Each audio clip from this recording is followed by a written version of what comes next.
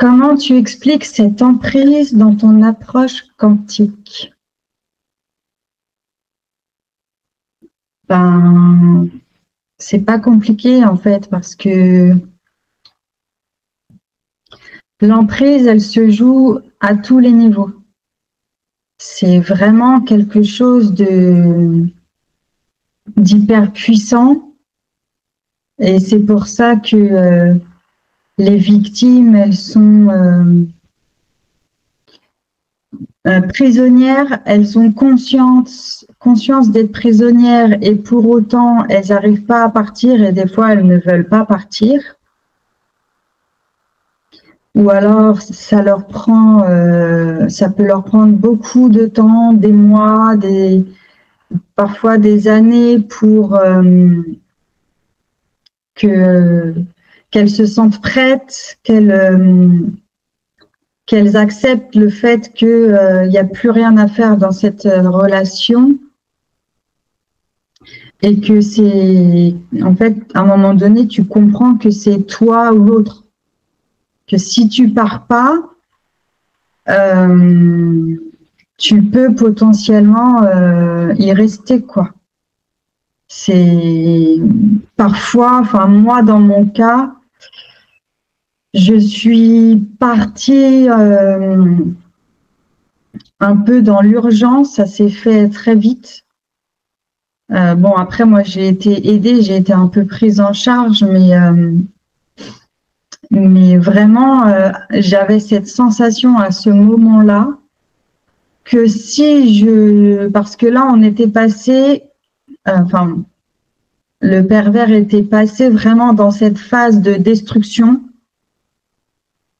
Donc, cette phase de destruction, elle m'a permis aussi d'ouvrir les yeux, de sortir de l'illusion, parce qu'en fait, tant qu'il y a du love bombing, tant qu'on est dans le cycle de la violence, on est toujours la relation en dents de scie, et on passe toujours du love bombing aux crises pour revenir sur du love bombing. Et le love bombing, là, à chaque fois, le love bombing, on peut dire le hoovering, parce que bon, le love bombing, ça va être la période du début, mais à chaque fois qu'il y a du hoovering, après les crises, c'est un moment de love bombing, quoi. On repart sur du love bombing, et du coup c'est là où il remet le voile sur tes yeux, il te garde enfermé comme ça dans cette emprise.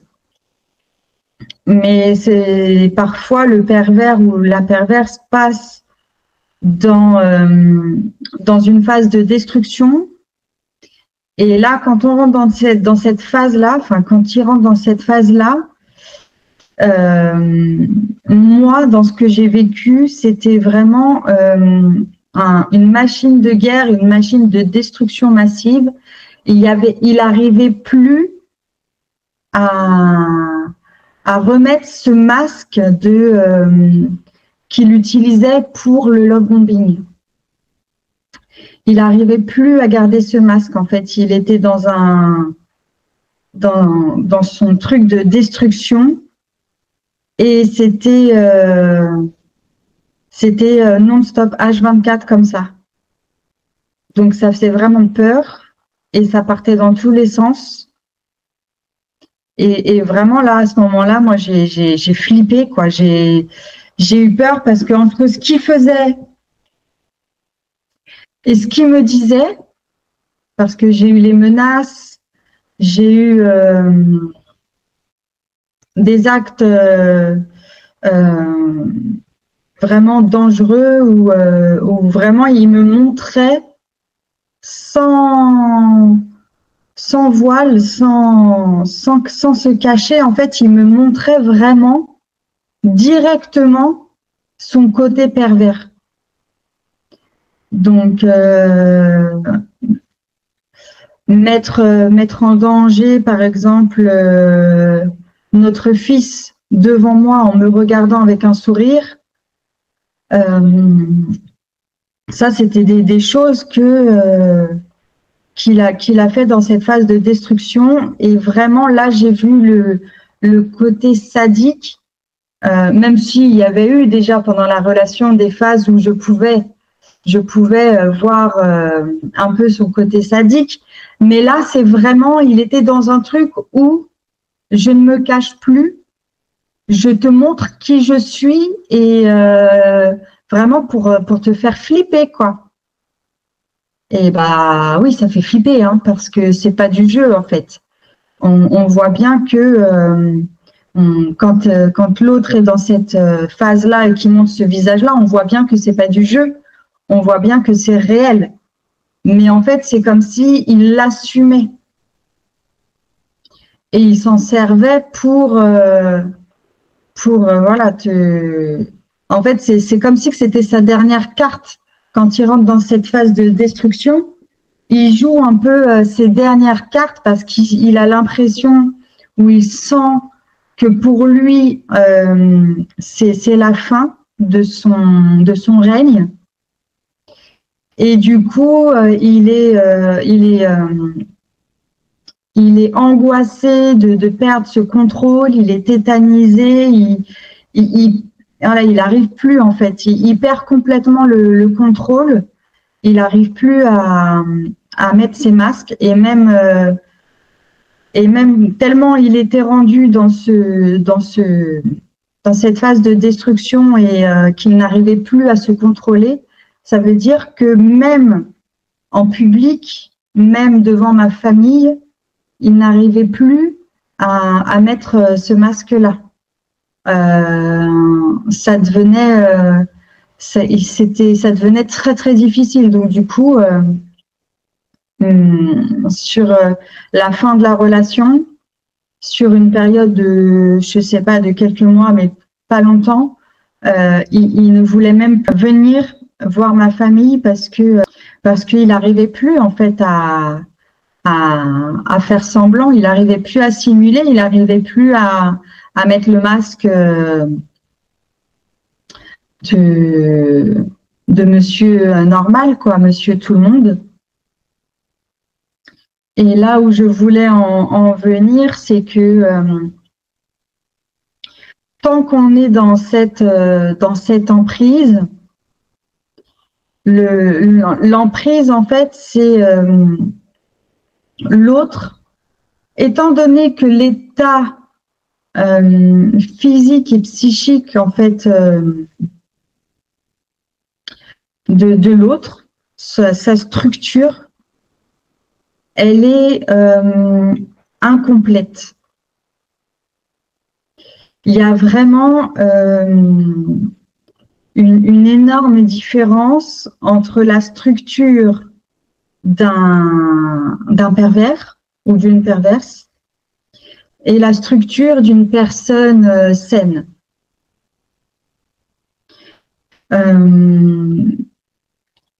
Visualise, en fait, je vais essayer de te trouver une image pour que tu puisses visualiser. Donc, j'imagine que tu connais les chakras. Les 7 chakras principaux, on en a plus, mais les 7 chakras principaux, donc ça fait une ligne comme ça. Et ils sont reliés aussi à nos corps subtils, à notre aura. Le corps physique, c'est une partie de nous, mais ce n'est pas la seule partie de nous. Et ce n'est pas la plus importante partie de nous. Tout ce qui est invisible ne se voit pas et est beaucoup plus important et a beaucoup plus d'incidence sur nous, sur qui nous sommes, sur notre être. Alors, chaque chakra est en lien avec les corps subtils, les corps énergétiques. Et chaque chakra a une utilité. Le pervers ou la perverse est incomplet. Donc, pour faire court, lui, il n'a que le corps. lui ou elle. Ils ont le corps physique. Leur chakra s'arrête au plexus solaire et encore. C'est tellement déséquilibré, c'est tellement faible que, bon, on va dire plexus solaire, mais entre guillemets, entre parenthèses plutôt.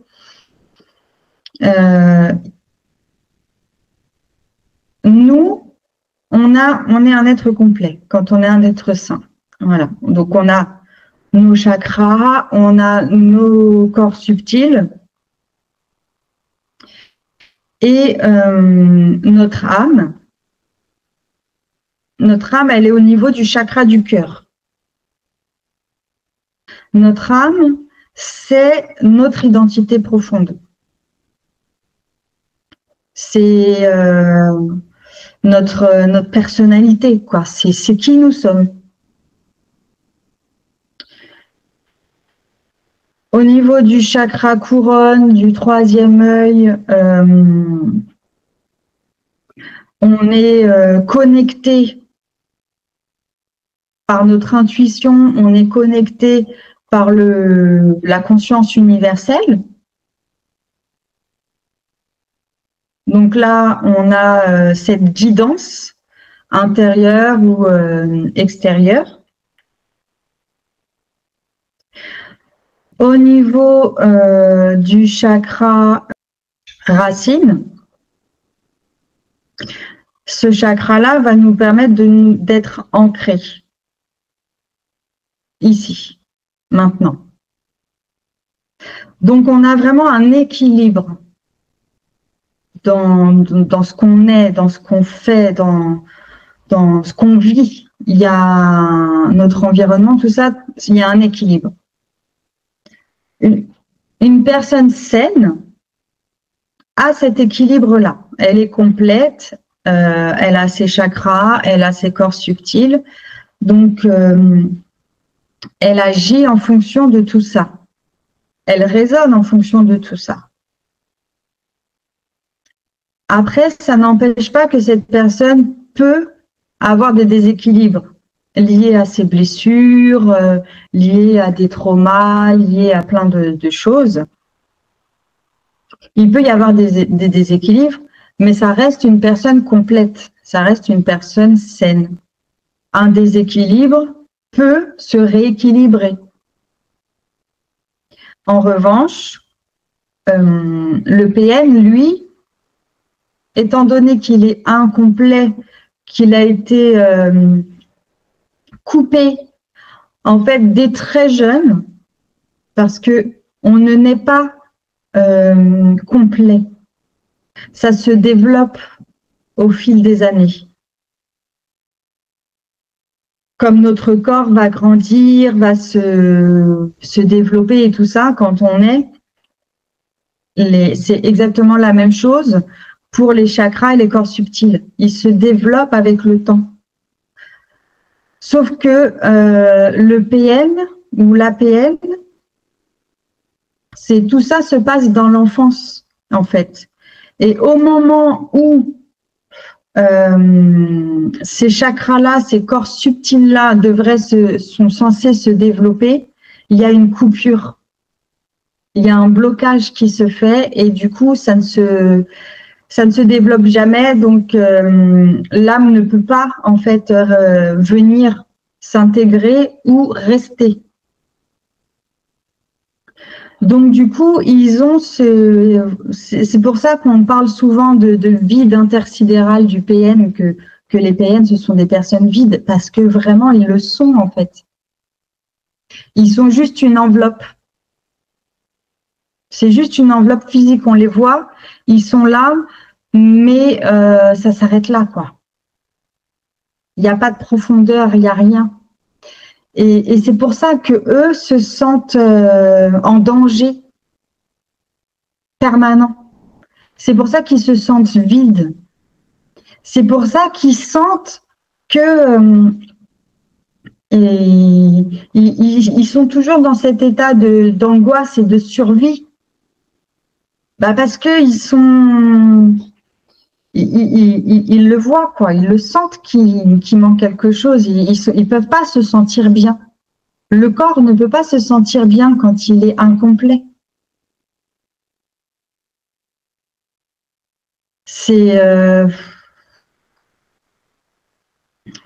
Voilà. Après, je peux pas ressentir vraiment ce qu'ils ressentent au fond d'eux, mais quand on est victime d'un ou d'une perverse, on s'en rapproche de ce ressenti-là. Et c'est là où je voulais en venir. Quand on est tombé dans leurs griffes, quand ils nous ont mis dans cette emprise, l'emprise, elle va se jouer à tous les niveaux de notre être. Donc, ils vont vraiment venir piller notre être, l'entièreté de notre être. Ils ont ce besoin conscient et inconscient d'absorber de l'énergie, en fait, de venir prendre. Alors, il y a plusieurs niveaux, plusieurs raisons, plusieurs besoins. Il va y avoir le besoin de cette jalousie, de cette haine de l'autre. On veut lui prendre parce que nous, on l'a pas et on l'aura jamais, en fait. Il y a ce truc de survie où on sent qu'on est tellement vide, on a besoin de se nourrir d'énergie, en fait. Donc, on a besoin de se rapprocher des personnes les plus vivantes, des personnes les plus brillantes, qui sont pleines d'énergie, que eux leur manquent, en fait. Et juste en s'approchant de ces personnes, en étant à leur contact, déjà, juste en étant en contact, ça suffit pour qu'il y ait un échange d'énergie. Juste ça. Même sans action, même sans parole, parce que les corps subtils, on ne les voit pas, mais ils sont beaucoup plus importants que notre corps physique. Et ils sont en connexion. C'est pour ça que parfois, quand on sort, qu'on va dans un endroit où il y a du monde, par exemple, quand on va faire les courses, moi, je sais que faire les courses, pour moi, c'est pas un moment agréable parce que je me sens vidée, quoi. Je sens que mes énergies sont absorbées, que j'absorbe celles des autres. Je me sens pas bien, quoi. Et du coup, quand on est en contact avec un PN, déjà rien qu'en étant à proximité, il y a déjà un échange d'énergie. Donc, quand je dis un échange d'énergie, c'est-à-dire que lui va se nourrir positivement et toi, tu vas prendre du vide, tu vas prendre du néant, mais du coup, tu te mets dans son... Enfin, tu ressens ce que lui vit, quoi. C'est ça l'hyper-empathie aussi.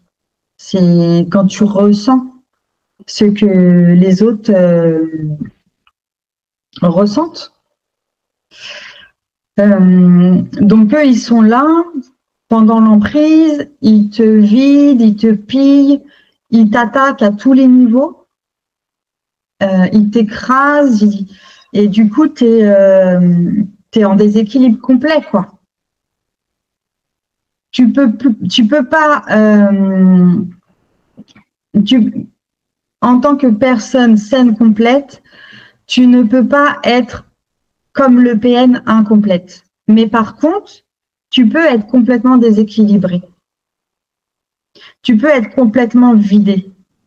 Donc, ce que tu ressens, ça s'approche de ce que le PN ressent.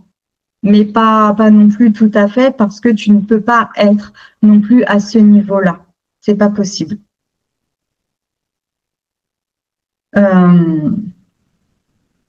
Et du coup, ce qui se passe, parce que moi, par exemple, j'ai un exemple qui est vraiment, pour moi, qui est vraiment flagrant du résultat de l'emprise. Enfin, j'ai un exemple pour moi qui est concret sur la violence invisible du PN. Quand je parle de violence invisible, je parle de la violence au niveau énergie, au niveau énergétique, au niveau subtil, de ce qui ne se voit pas en fait.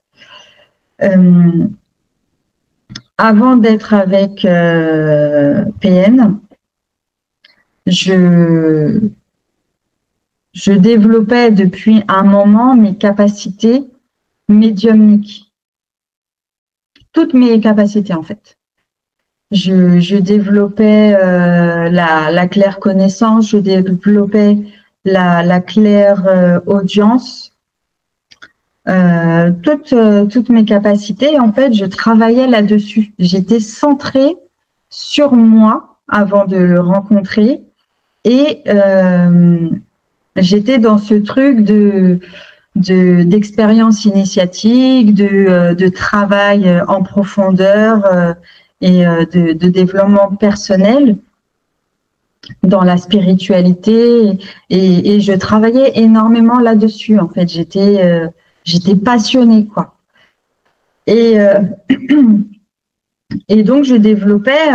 En fait, c'est comme tout. Hein, c'est comme un muscle. Hein, ça se travaille quoi. Donc moi j'étais dans ce truc-là. Et je vivais des expériences vraiment époustouflantes quoi. C'était merveilleux. Enfin moi je vivais ça vraiment, c'était un rêve quoi. Tellement c'est puissant, tellement c'est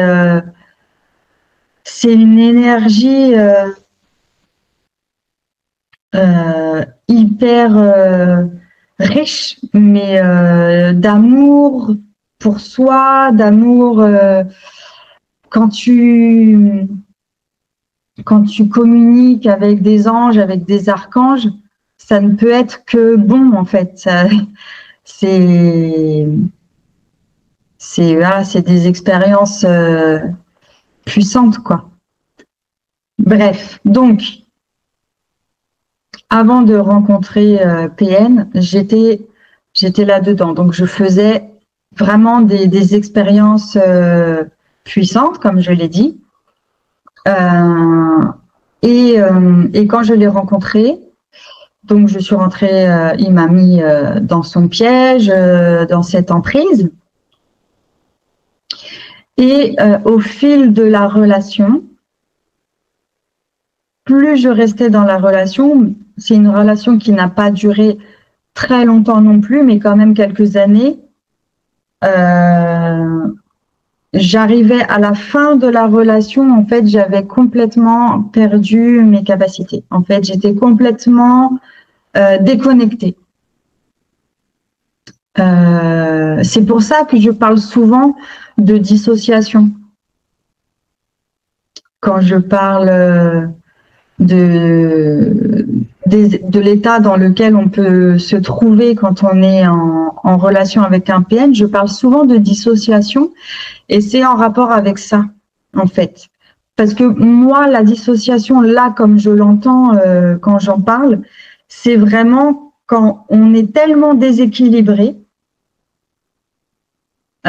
au niveau de notre être, de nos piliers, les piliers fondateurs de notre être, notre corps, notre âme, notre esprit est complètement déséquilibré. Donc ça crée vraiment ce brouillard, cette confusion. L'autre nous a tellement déshumanisés parce qu'il nous traite, il nous utilise comme un objet comme son extension, mais l'extension de qui? L'extension du pervers, donc l'extension d'un être incomplet. Donc, on devient en fait une machine, quoi, au service du pervers. Donc, c'est là que moi j'entends la dissociation, parce qu'on n'est plus nous-mêmes en fait. On n'est plus là, quoi. On n'est plus présent. Ce n'est plus nous. On ne sait plus qui on est complètement perdu. On agit uniquement en réaction à l'autre. On agit pour l'autre. On est dans cette tension permanente.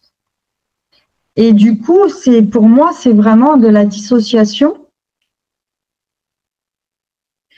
Et voilà, on se sent vide, mais quand on se sent dans cet état comme ça, vide, déconnecté, ça peut pas être nous le problème, même si on ne s'en rend pas compte sur le moment. Ça ne peut pas être nous le problème, c'est vraiment que l'autre nous a colonisés en fait à tous les niveaux. Et en fait, l'âme peut, dans certaines situations, dans certaines épreuves, selon ce qu'on vit, la difficulté en fait, l'âme peut tout à fait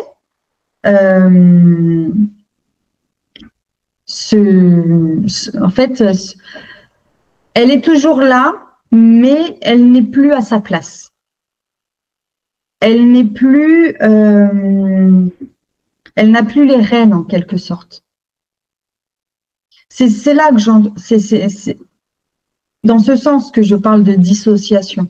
Parce qu'à partir du moment où, normalement, l'âme, c'est nous, c'est qui nous sommes, c'est notre unicité. C'est notre étincelle de vie. Le corps ne peut pas... bon, sans étincelle de vie, on voit ce que ça donne, un corps. Un corps humain sans étincelle de vie, on voit la catastrophe que ça donne. Donc nous, elle est toujours là, mais elle n'est plus à sa place. Et ça crée cette dissociation. Et c'est là, pour moi, ce qui résume vraiment l'emprise. Comment on pourrait parler de l'emprise, la décrire d'un niveau quantique, d'un niveau subtil, énergétique, spirituel. C'est vraiment de cette manière-là. Et moi, pour moi, j'ai vraiment cet exemple concret que parce que quand tu développes en fait des capacités médiumniques, tu as besoin en fait d'être déjà un être complet, sinon c'est pas possible. T'as pas forcément besoin d'être à 100% aligné, mais un minimum. Tu dois être quand même en phase avec toi-même. Et tu as besoin d'avoir ton chakra déjà du cœur qui fonctionne correctement. Un minimum. Hein. Je ne veux pas dire que tu dois être parfaite parce que moi, je ne l'étais pas à ce moment-là. Mais je me sentais bien. Et donc, ton chakra du cœur doit être ouvert. Et en fait, tous tes chakras, ils doivent être suffisamment ouverts, équilibrés et fonctionner correctement. Mais tu vas surtout utiliser les chakras supérieurs, les chakras du haut, quand tu vas développer tes capacités médiumniques, parce que là, tu es dans la connexion à la conscience universelle, tu es dans la connexion à ton intuition et à ton cœur, en fait. Et donc, ce qui s'est passé, c'est que au fil de la relation, je m'éloignais de plus en plus de moi-même. Je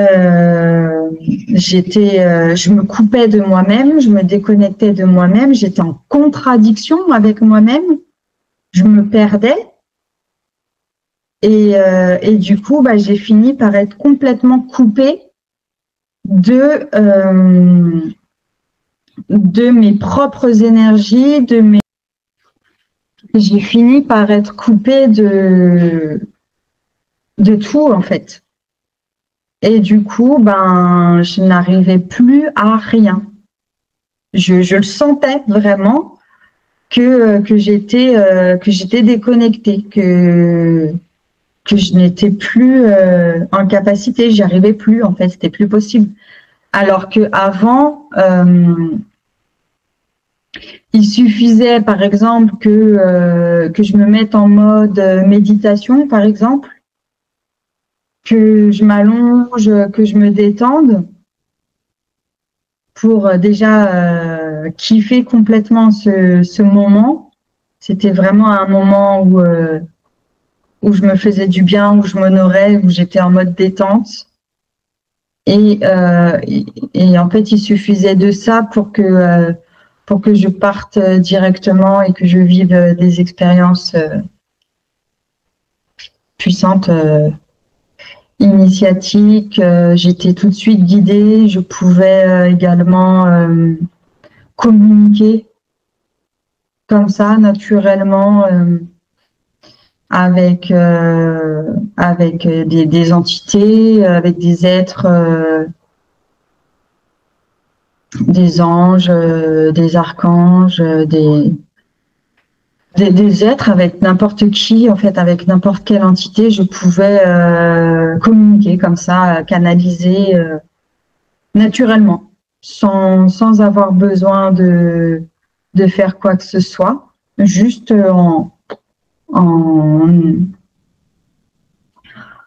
juste, enfin, c'était tellement naturel en fait que j'arrive même pas à l'expliquer, mais bon, voilà, ça fait partie de toutes ces choses que je pouvais pratiquer, que j'avais réussi à développer, et à pratiquer avec naturel en fait, à force d'entraînement. Et plus j'allais dans cette relation, et plus moins j'y arrivais en fait. Et à la fin, j'arrivais plus à rien. À la fin de la relation, je n'arrivais plus à rien. Donc en fait, voilà, pour moi, c'est une preuve concrète de ce qui ne se voit pas, où vraiment toute communication était coupée parce que j'étais tellement éloignée de moi-même, tellement déconnectée, tellement déséquilibrée et tellement mal en fait que au niveau subtil, quoi. Ça se voyait physiquement, en fait, mais ce qu'on ne voit pas, c'est toujours plus important. En fait, quand on commence à le voir physiquement, c'est que ça fait déjà un moment que dans le subtil, que dans ce qu'on ne voit pas, ça déconne. Donc, quand ça se voit physiquement, là, il faut se réveiller parce qu'il faut vraiment agir, et c'est de là aussi que viennent les maladies, les maladies physiques, les maladies mentales. Ça vient de tous ces déséquilibres, et d'où le danger. Le vrai danger, alors déjà, il y a le danger du PM qui représente un danger, un vrai danger. Parce qu'un pervers ou une perverse, c'est une personne dangereuse.